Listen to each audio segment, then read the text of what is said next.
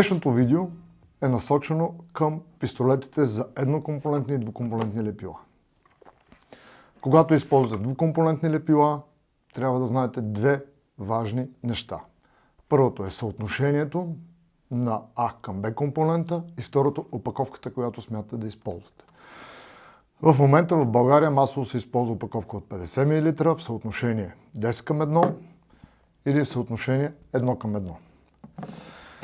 Когато използвате 50 мл лепило, може да използвате ръчен пистолет за 10 към 1,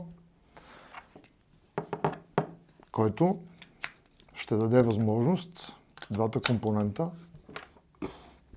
да се избутват едновременно.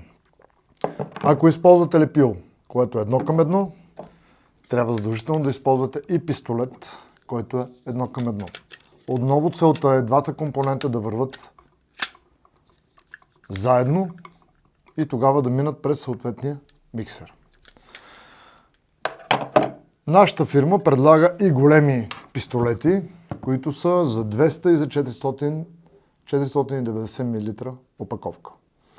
Всичките пистолети, всичките пълнители и статичните миксери са на швейцарската фирма Zuzer Mixpack, която е специализирана в производство основно и единствено на опаковки, пистолети и статични миксери. Пистолетът от 490 мл, който ние поддържаме в България, той работи на въздух, пневматичен е, може да се регулира налягането и съответно за какъв пълнител е. Било то за 400 или 490 мл. Благодаря.